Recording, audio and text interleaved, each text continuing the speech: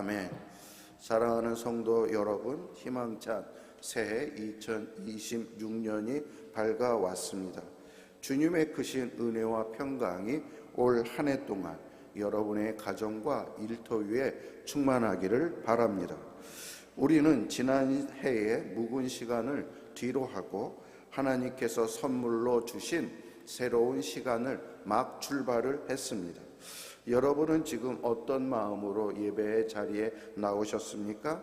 한편으로는 미지의 길을 걷는다는 두려움이 있지만 다른 한편으로는 주님이 나에게 행하실 새 일을 기대하는 설레임이 있으실 것입니다.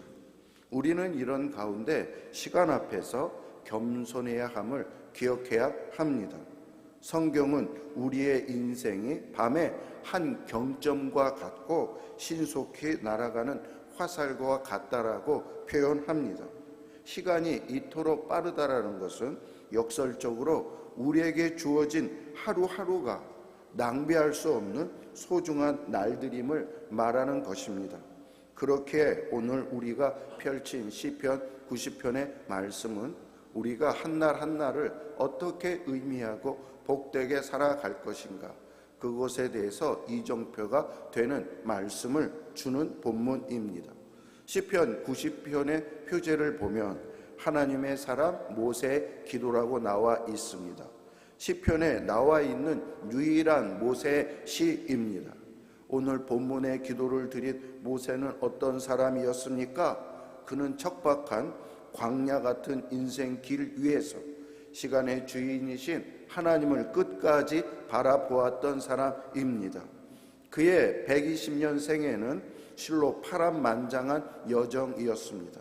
이집트 왕궁에서의 화려했던 40년, 미디안 광야에서 철저히 고독했던 40년, 그리고 이스라엘 백성을 이끌고 광야를 걸었던 치열한 사명의 40년까지 그는 인생의 모든 굴곡을 온 몸으로 겪어낸 믿음의 거장이었습니다.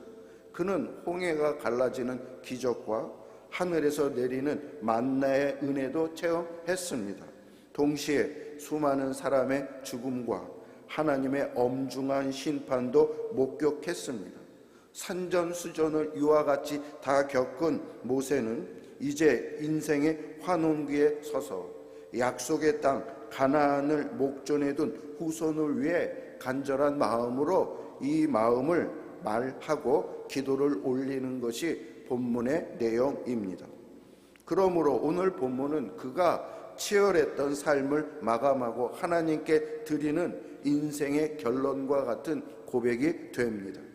2026년 새 첫 예배를 드리는 성도 여러분, 본문에 나와 있는 이 모세의 기도가 단순히 기록된 기록으로 끝나지 아니하고 새해를 시작하는 저와 여러분의 간절한 기도도 될 수 있기를 바랍니다.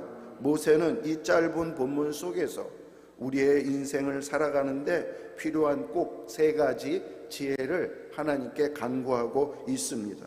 이 세 가지 간구를 올해의 우리의 기도 제목으로 삼아 새해를 소망하는 가운데 지혜롭고 견고하게 살아가기를 주님의 이름으로 축원합니다. 첫째로 모세가 하나님께 간구한 것은 바로 참된 기쁨과 만족입니다. 14절 같이 읽어보겠습니다. 시작. 아침에 주의 인자하심 우리를 만족하게 하사 우리를 일생 동안 즐겁고 기쁘게 하소서. 네, 모세는 하나님께 우리를 즐겁고 기쁘게 해달라고 기도합니다. 여기서 사용된 즐겁다라는 히브리의 원로 단어는 라난인데요, 이것은 단순히 입가에 미소를 띠는 정도가 아닙니다. 너무나 기뻐서 그 감격을 주체하지 못해 큰 소리로 외치는 기쁨을 말합니다.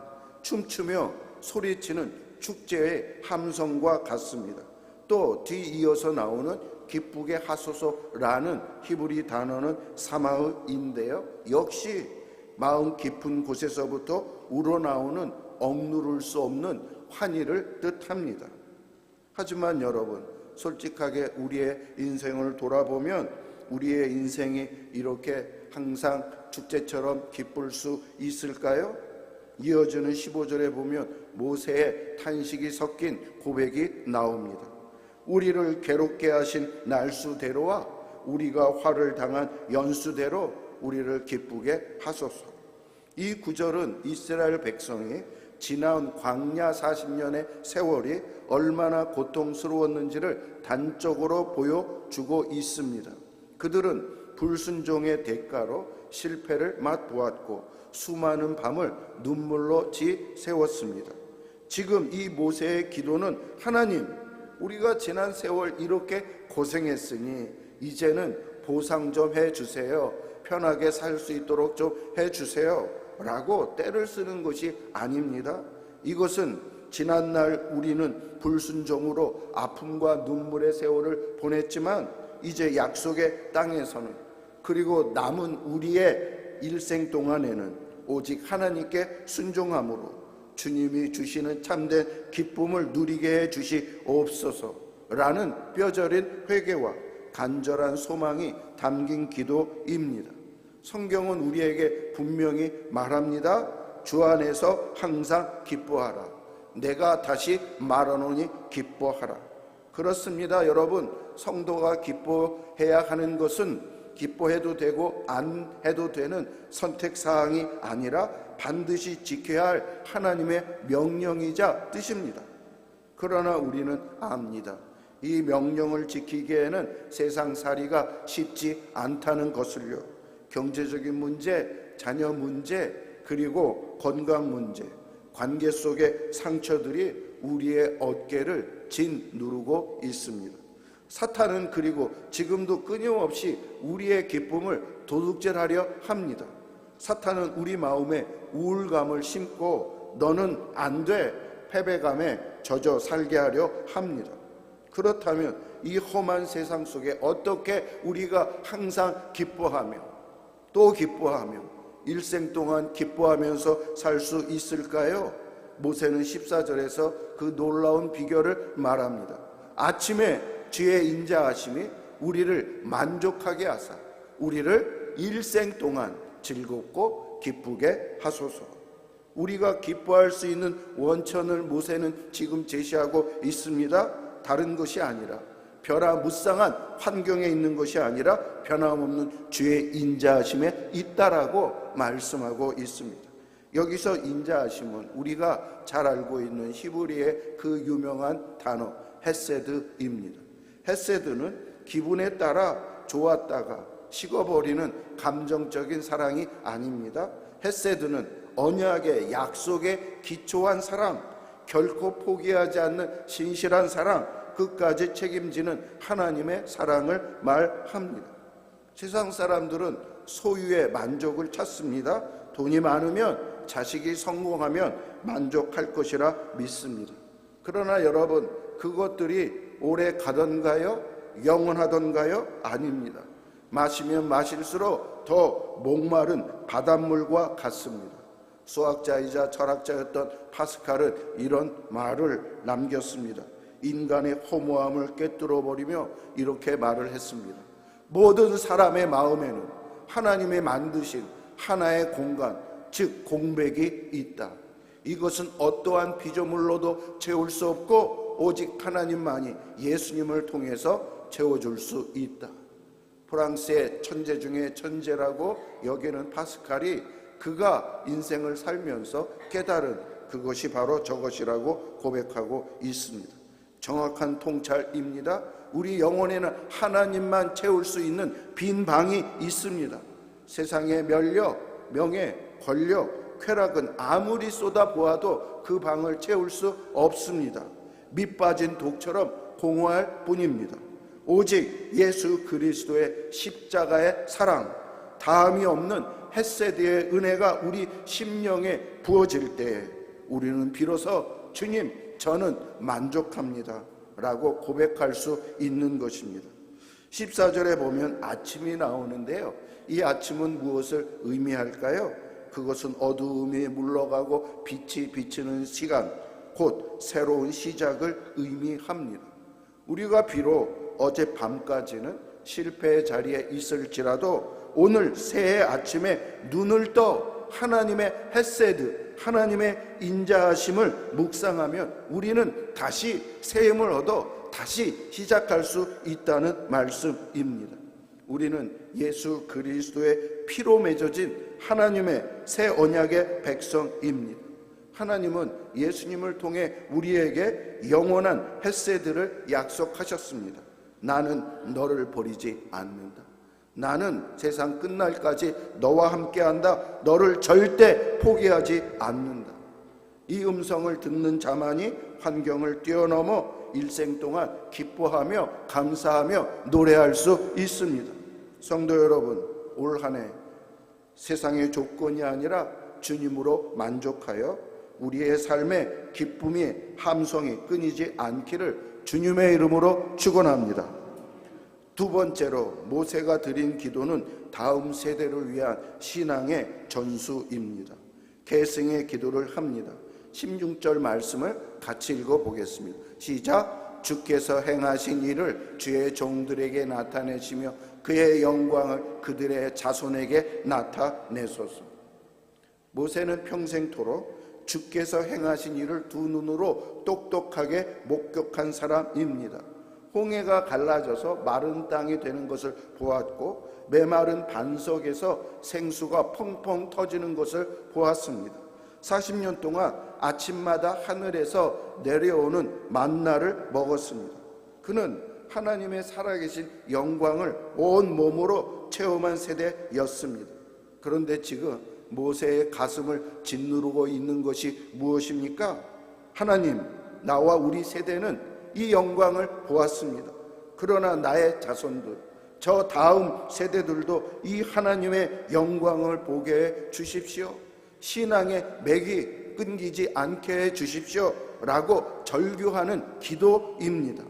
이스라엘 역사를 보면 참으로 가슴 아픈 장면이 등장하는데요. 모세를 이어 여호수아 지도자가 죽고 여호수아와 함께했던 그 세대도 세상을 떠난 후에 이스라엘 가운데는 어떤 일이 일어났습니까? 사사기 2장 10절에 보면 그것에 대해서 말씀하고 있습니다. 다 같이요, 시작. 그 세대의 사람도 다 그 조상에게로 돌아갔고 그 후에 일어난 다른 세대는 여호와를 알지 못하여 여호와께서 이스라엘을 위하여 행하신 일도 알지 못하였더라. 성경은 그들을 믿음에 계승한 다음 세대 넥스트 제너레이션이라고 말하지 않고 하나님을 전혀 모르는 다른 세대 어나더 제너레이션이라고 말하고 있습니다. 모세가 이것을 그토록 두려워했는데 그 일이 그들 가운데 실제로 일어난 것입니다. 이것이요 결국은 이스라엘 역사의 가장 큰 비극이 되었습니다. 사랑하는 성도 여러분, 오늘도 우리의 위기도 바로 이 지점에 있지 않습니까? 여기 계신 부모님 세대는 눈물의 기도를 하며 하나님의 은혜를 경험했습니다. 가난과 고난 속에서 하나님이 우리 가정을 어떻게 일으켜 주셨는지 그 기적을 체험했습니다. 그런데 우리 자녀들은 어떻습니까? 물질적인 풍요로움 속에 부족함이 하나도 없는 가운데 자라나고 있지만 정작 부모가 만난 그 뜨거운 하나님을, 그 놀라운 영광을 그들이 경험했습니까? 그래서 우리는 새해에는 더욱 간절히 자녀를 위한, 다음 세대를 위한 기도가 있어야 하겠습니다. 하나님, 내가 만난 하나님을 내 자녀도 인격적으로 만나게 해주시옵소서. 내 인생에 역사했던 하나님의 경험이 우리 자녀들의 눈앞에도 선명하게 나타나게 해주시옵소서. 이것은 단순히 자녀가 교회에 출석 잘하게 해달라는 그런 기도가 아닙니다.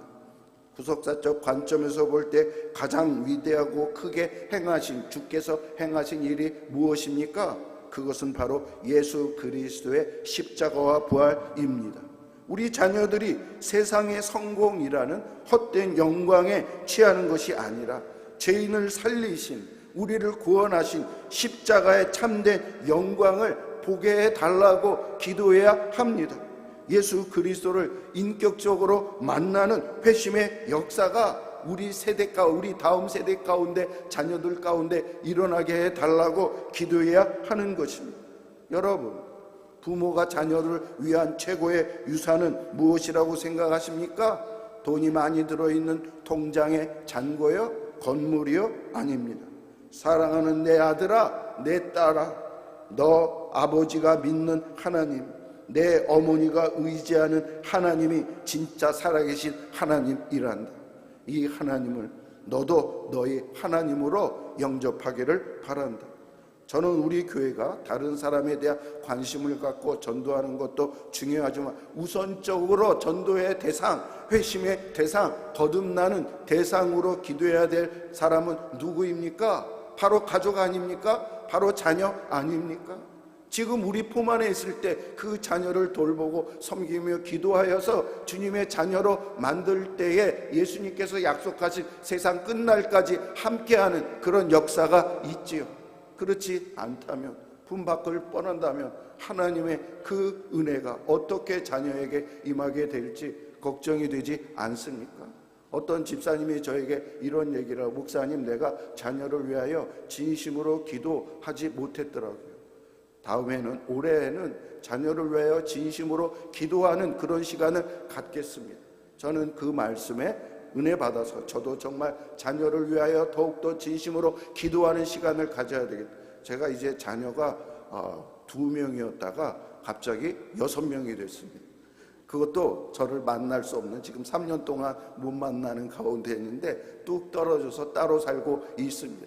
어린 애기들, 험한, 무서운, 정말 불확실한 세계인 미국에서 어떻게 잘 살아갈 수 있을까요? 제가 그들을 생각하면 한편으로는 염려가 됩니다. 그러나 내가 그들과 함께 있다고 그들에게 무엇을 잘해줄 수 있겠습니까? 진정으로 보호해주고 그들을 책임져주고 인도해 주실 분은 하나님밖에 없다라는 생각을 하여서 하나님께 기도하는데, 그전에는 자녀가 2명이니까 기도가 좀 짧아도 됐는데 이제 6명이나 되어서 기도하는 시간이 짧지가 않습니다. 여러분, 무엇이 자녀들에게 최고의 유산입니까? 믿음입니다. 믿음의 증거입니다. 여러분 자녀도 나의 자녀와 마찬가지 아니지 않습니까? 얼마나 세상이 위험하고 불확실한 그런 시대입니까? 매일매일 들려오는 그러한 사고 소식은 전혀 상상하지 못했던, 우리가 예기치 못했던 그런 일들 가운데 일어나지 않습니까? 곧 여러분의 자녀들이 여러분 가정을 풍안을 떠나게 됩니다. 외국으로 나가고 밖에 독립하게 되고 군대에 가고 그러는데 어떻게 그 자녀를 위하여 내가 잘할 수 있을까요? 새해에는 우리 가정의 자녀들을 위해, 그리고 우리 교회 다음 세대를 위해 모세의 심정으로 부르짖을 수 있는 우리가 되기를 바랍니다. 주의 영광을 우리 자녀들에게 나타내 주시옵소서. 한번 올 한 해 이것을 집중적으로 기도해 봅시다. 그러면 우리 자녀들이 어떠한 하나님의 역사가 나타나는지 우리 그것을 기대해 봅시다. 마지막 3번째로 모세는 삶의 열매를 위해 기도합니다. 17절 말씀입니다. 이 말씀이 오늘 설교 제목이 되었습니다. 함께 17절 읽어보도록 하겠습니다. 시작. 주 우리 하나님의 은총을 우리에게 내리게 하사 우리의 손이 행한 일을 우리에게 견고하게 하소서. 우리의 손이 행한 일을 견고하게 하소서. 모세는 지금 우리의 손이 행한 일을 견고하게 해달라고 2번이나 반복해서 기도하고 있습니다. 히브리 문학에서 반복은요, 강조와 간절함을 나타냅니다. 여기서 견고하게 달라는 말은 확고하게 세우다, 무너지지 않게 지탱하다, 따라서 풍성한 열매를 맺게 하다라는 뜻을 담고 있습니다. 여러분, 이 짧은 기도 속에 인생을 성공으로 이끄는 2가지 중요한 진리가 담겨져 있습니다.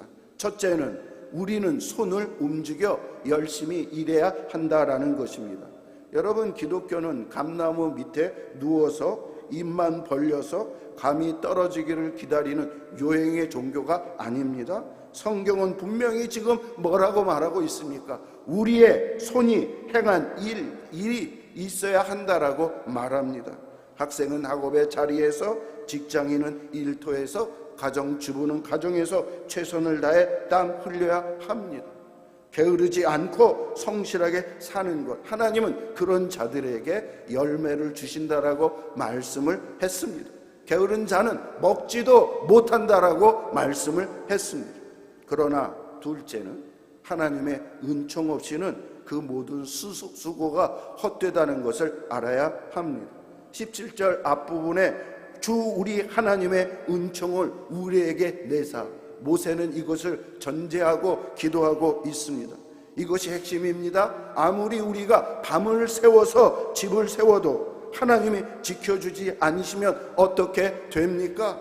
여호와께서 집을 세우지 아니하시면 세우는 자의 수고가 헛되며 여호와께서 성을 지키지 아니하시면 파수꾼의 깨어있음이 헛되도다. 저는 어릴 때 바닷가에서 모래성을 쌓는 것을 좋아했습니다. 아주 정성을 다해서 나름대로 멋지게 집을 짓는다고 성을 쌓는다고 쌓았습니다. 오랜 시간 쌓았습니다. 그런데요, 거대한 파도가 한 번 와버리면 그동안 수고하고 잘 세워놓은 그 모래성이 순식간에 사라져 버리더라고요.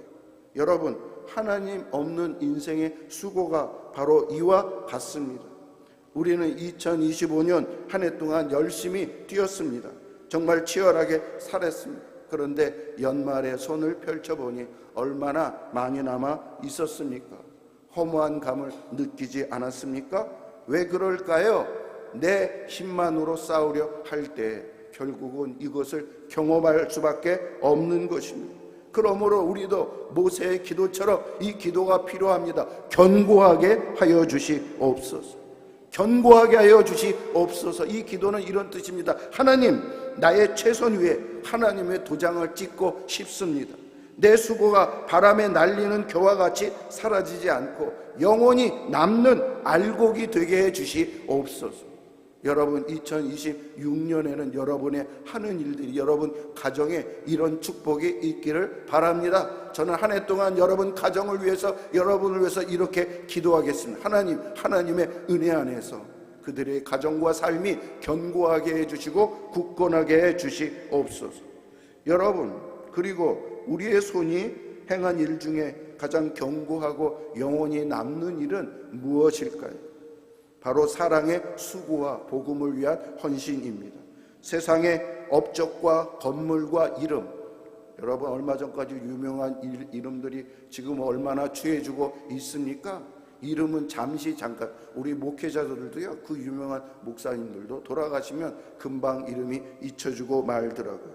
그런데 여러분, 우리가 주님의 이름으로 베푼 냉수 한 그릇, 영혼을 위해 흘린 눈물, 교회를 위해 섬긴 헌신은 하나님 나라에서 저 하늘 위에 영원히 빛나는 별처럼, 영원히 빛나는 보석처럼 견고하게 바로 남게 될 것입니다. 사도 바울도 부활장인 고린도전서 15장 마지막 절에 이런 귀한 말씀을 하였습니다. 다 같이요, 시작. 그러므로 내 사랑하는 형제들아, 건실하며 흔들리지 말며 항상 주의 일에 더욱 힘쓰는 자들이 되라. 너희 수고가 주 안에서 헛되지 않는 줄 알미라. 여러분, 우리의 수고가 헛되지 않으려면 어떻게 해야 된다고요? 주 안에서 행해야 한다라고 말씀하고 있습니다. 우리가 예수 그리스도 안에 붙어 있을 때 우리의 인생은 견고해집니다. 포도나무이신 예수님께 붙어 있을 때 우리는 절로 풍성한 열매를 맺게 됩니다. 새해에는 여러분 하시는 일들이, 자녀의 일들이, 직장의 생활 일이 그저 먹고 사는 생존의 수단으로 끝나지 않기를 바랍니다. 하나님의 은총을 부어주어서 세상 사람들도 여러분을 보며 와, 저 사람을 보니 하나님이 함께 하시는구나, 하나님이 역사하시는구나, 하나님이 살아계시는구나, 하나님이 저렇게 축복을 주시는구나, 이것을 알 수 있을 만큼 견고하고 아름다운 열매를 2026년 가운데 맺으시는 저와 여러분이 되기를 주의 이름으로 축원합니다. 아멘.